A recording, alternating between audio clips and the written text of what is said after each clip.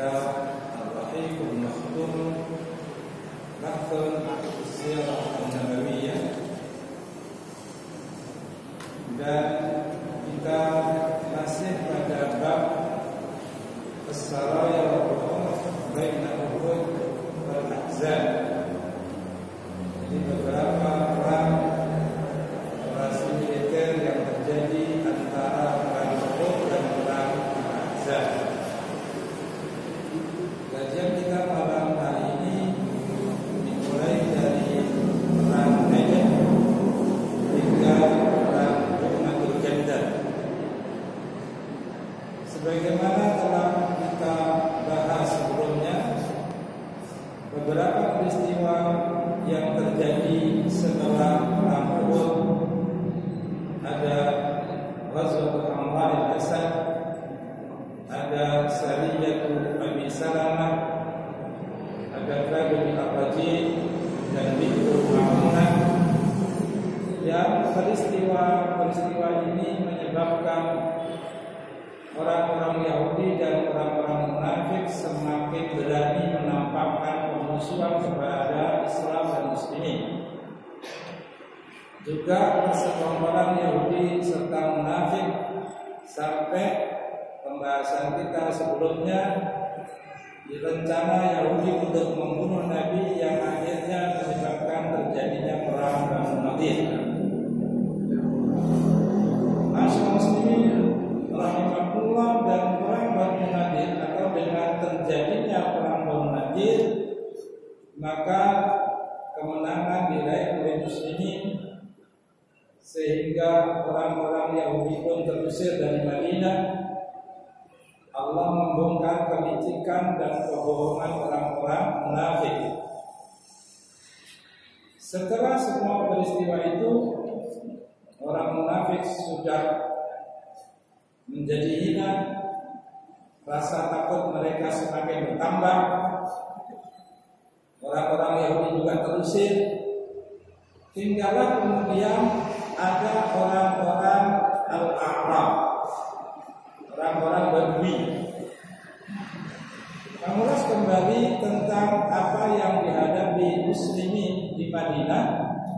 Di samping ada orang-orang Yahudi, orang-orang munafik yang hasad atau dengki dengan kedatangan Islam dan kejayaannya. Ada juga orang-orang yang mengganggu muslimin dari golongan Al-A'rab, orang-orang Badui, orang-orang Al-A'rab. Maka Rasulullah SAW setelah beberapa urusan atau beberapa kejadian menjadikan orang Yahudi dan orang-orang munafik menjadi hina, ganti atau dilanjutkan dengan menghadapi orang-orang Arab, menghentikan perbuatan mereka yang suka mengganggu muslimin. Dan inilah yang menjadi penyebab perang Najd. Perang Najd ini, masyaallah muslimin rahimahullah, sebagaimana sudah kita singgung, sebabnya adalah karena ada sekongkol atau persekutuan orang-orang dari Al-Arab. Mereka ini orang-orang dari kabilah atau suku Banu Harith dan Banu Ghatafan. Dua kelompok ini mereka bersekutu untuk menyerang Madinah. Maka Nabi SAW mengambil tindakan, memimpin pasukan mengawasi gerak-gerik musuh di kawasan Najd. Dan apa yang dilakukan oleh Nabi ini kemudian membuat mereka gentar. Mereka pun bercerai-berai, mereka berlarian. Dan pentingnya untuk segera menghilangkan gangguan orang-orang Arab itu juga disebabkan karena waktu yang dijanjikan oleh Abu Sufyan setelah perang Uhud selesai. Abu Sufyan kemudian mendatangi Syekh, mendatangi celah yang dicelah itu ada Nabi dan para sahabat. Lalu dia mengatakan, apakah ada Muhammad, apakah ada Abu Bakar, apakah ada Umar? Semua pertanyaan ini tidak dijawab karena Rasulullah SAW memerintahkan tidak menjawab, sampai akhirnya Abu Sufyan bertemu dengan Umar dan bertanya, benarkah kamu telah membunuh Muhammad? Umar mengatakan, sama sekali tidak. Muhammad sekarang mendengar apa yang kita bicarakan. Ini sudah kita bahas agak panjang lebar di kajian tentang perang Uhud. Ketika Abu Sufyan itu akan meninggalkan Uhud, dia sempat mengatakan, inna maw'idakum Badr al-'am al-qabil. Dia mengatakan, sesungguhnya kita akan bertemu lagi di Badar tahun depan. Inilah yang diucapkan oleh Abu Sufyan sebelum dia meninggalkan muslimin di perang Uhud. Jadi dia menjanjikan bahwa kami akan datang lagi, kita akan bertemu lagi tahun depan di Badar. Dan Rasulullah SAW memerintahkan kepada seorang sahabat untuk menjawab, katakan, na'am, huwa bainana wa bainaka maw'id. Baiklah, tahun depan di Badar kita akan bertemu. Inilah perjanjian antara kami dan antara kamu, bahwa di Badarlah tahun depan kita akan bertemu. Maka peristiwa Rasulullah SAW kemudian menghadapi orang-orang Arab memang sangat dibutuhkan. Jadi tadi sudah kita katakan, orang-orang munafik mereka sudah tiarap, tidak berani menampakkan permusuhan. Orang-orang Yahudi terusir. Tapi masih ada satu lagi, orang-orang Arab yang mereka bersekutu bahkan ingin menyerang Madinah, dan ini harus segera diatasi sebelum waktu untuk bertemu dengan kelompok pasukan Abu Sufyan di Badar. Karena sudah ada perjanjian bahwa tahun depan kita akan ketemu lagi, kita akan perang lagi di Badar. Maka masyarakat muslimin, keharusan untuk menjaga dan membersihkan Madinah dari gangguan Arab memang harus dilakukan sebelum menghadapi peristiwa besar, yaitu menghadapi Abu Sufyan dan tentaranya di Badar. Ini sudah saling terjadi perjanjian akan bertemu lagi 1 tahun setelah Uhud, dan tempatnya ditentukan Badar.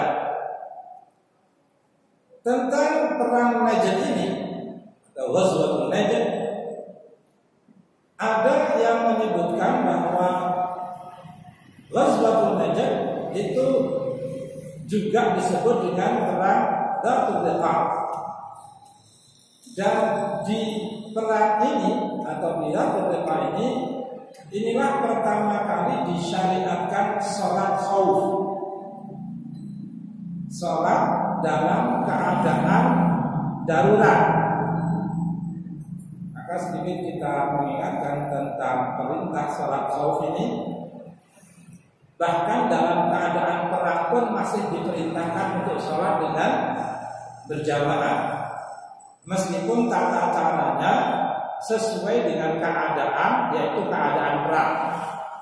Tapi intinya Allah Subhanahu wa Ta'ala berfirman bahwa di dalam keadaan khauf, dalam keadaan perang, dalam keadaan darurat pun masih diperintahkan untuk sholat dengan berjamaah.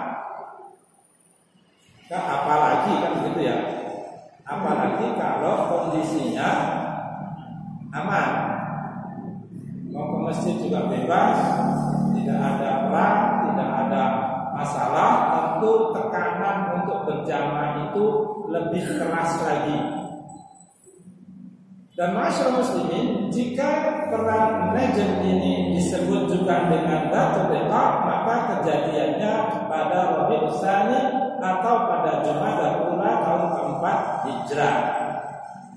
Jadi kalau Ghazwatul Najd disamakan dengan Dzatul Riqa. Tetapi ada pendapat lain yang mengatakan beda. Perang Najd itu sendiri, Dzatul Riqa sendiri, jadi bukan dua perang yang sama.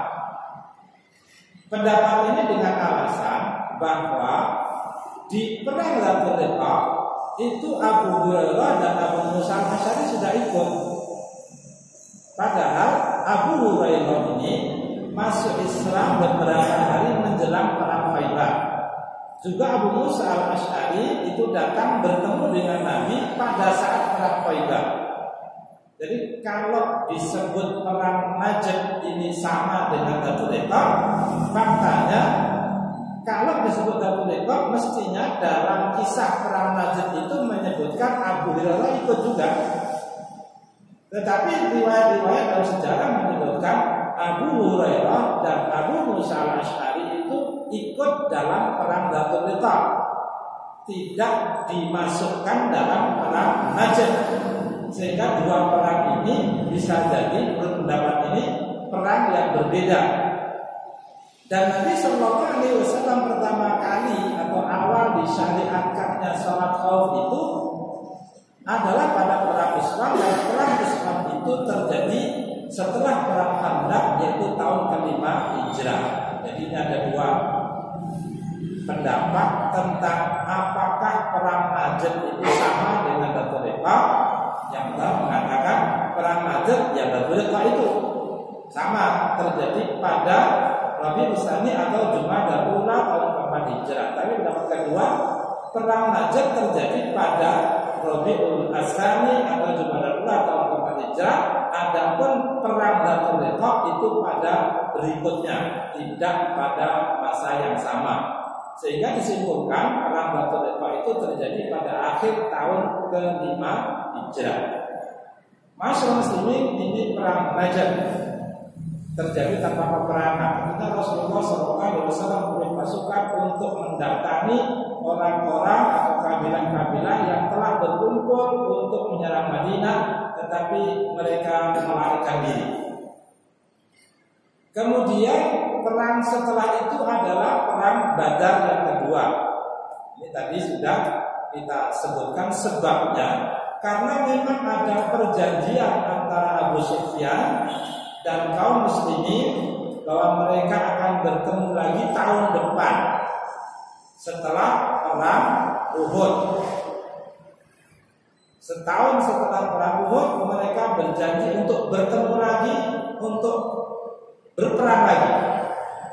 Dan masyaallah muslimin rahimahullah, maka Rasulullah SAW kemudian melakukan beberapa tindakan. Yang pertama tadi sudah menghilangkan gangguan orang-orang Arab, mempersiapkan persiapan untuk menghadapi perang Badar kedua, dan beliau pun berangkat menuju Badar bersama pasukan. Dan ini terjadi pada bulan Sya'ban tahun ke-4 Hijrah atau sama dengan bulan Januari tahun 626 Masehi. Masyaallah muslimin rahimakumullah, maka ketika telah berlalu 1 tahun dari perjanjian untuk bertemu dengan orang Quraisy, perjanjian yang mereka adakan di Ghazwatul Uhud, Rasulullah SAW pun mereka keluar menuju Badar liwajihu Abu Sufyan wa qaumahu, untuk menghadapi Abu Sufyan beserta kaumnya. Dan itu terjadi pada Sya'ban tahun ke-4 atau Januari tahun 226 Masehi. Rasulullah SAW keluar bersama dengan 1.500 orang. Dan dengan 1.500 orang itu 10 diantaranya adalah pasukan berkuda.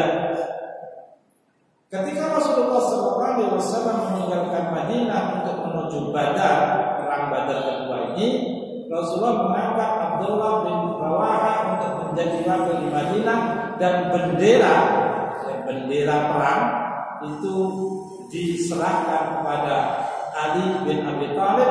Rasulullah bersama pasukan ini menuju Badar dan tiba di Badar, beliau dengan para sahabat pasukan ini menunggu kedatangan orang-orang Quraisy 8 hari di sana. 8 hari menunggu kedatangan pasukan Quraisy di bawah pimpinan Abu Sufyan.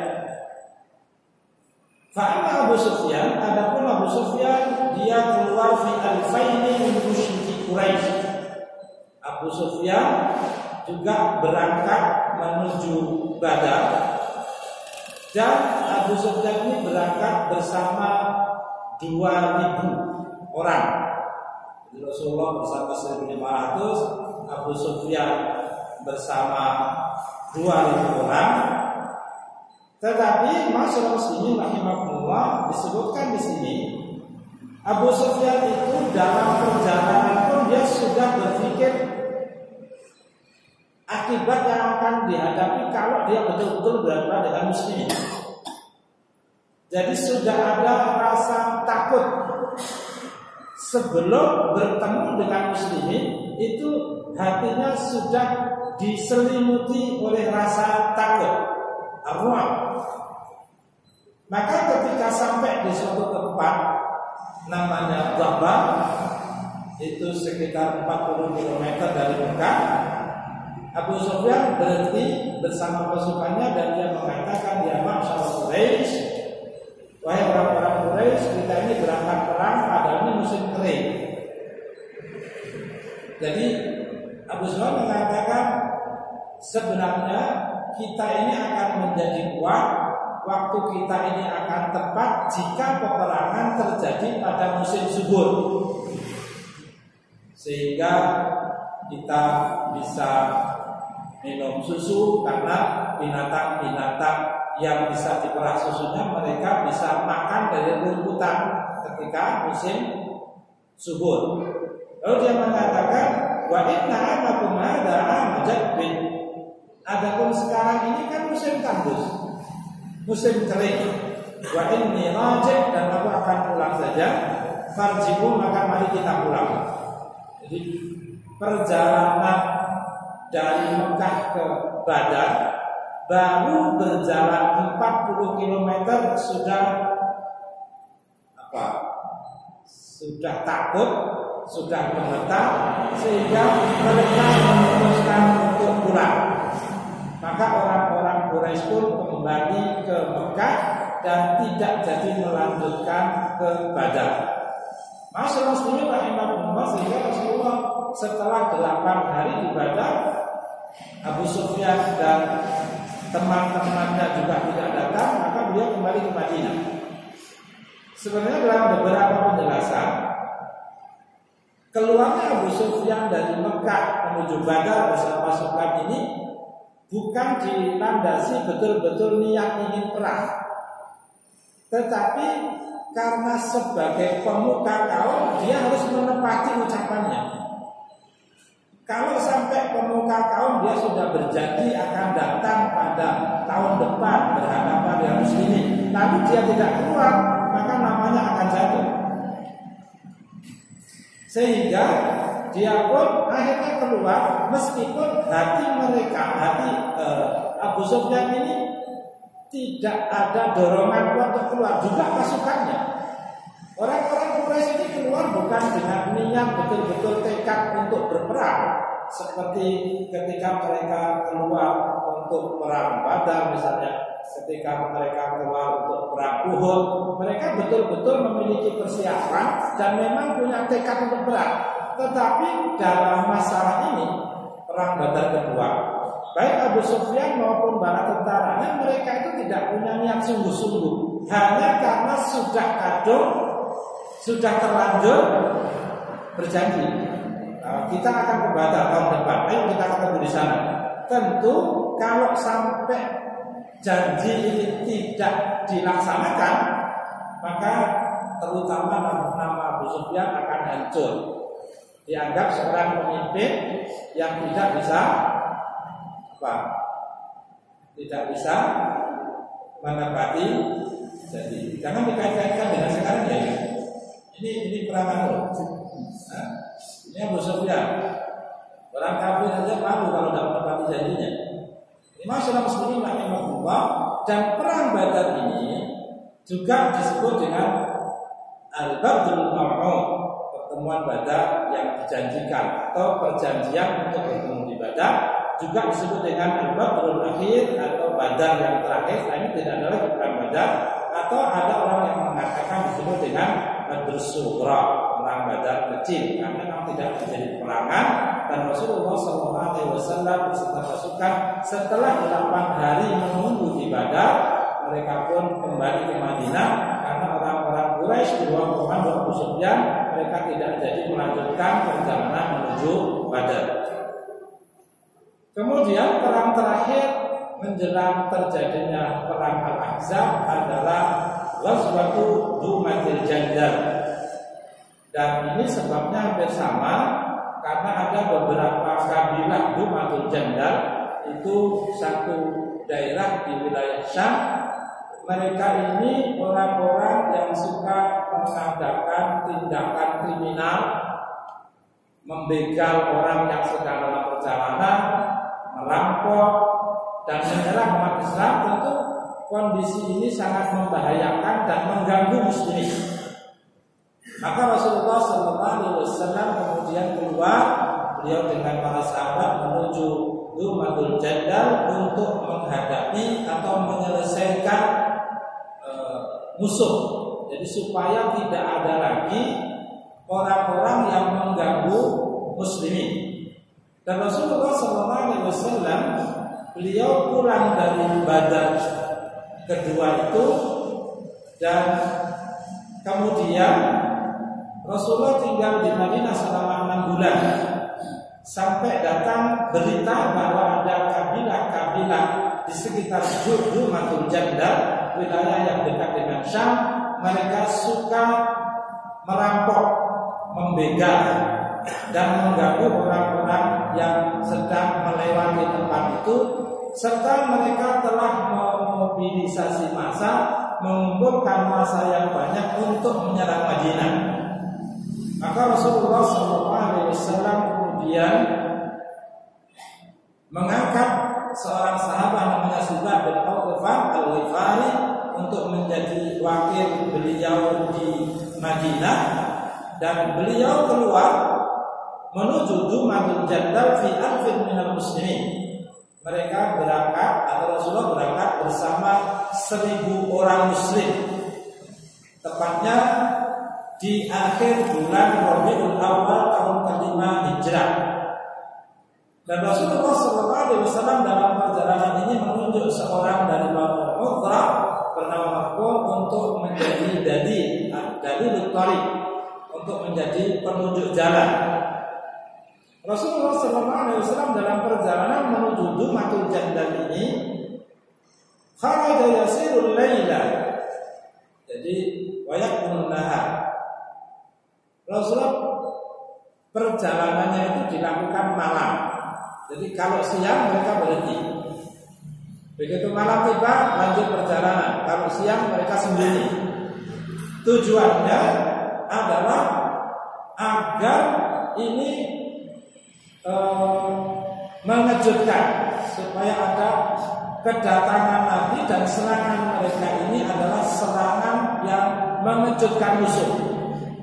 Jadi musuh pun tidak tahu kalau ada pasukan datang, karena di siang hari tidak tampak ada orang melakukan perjalanan menuju mereka.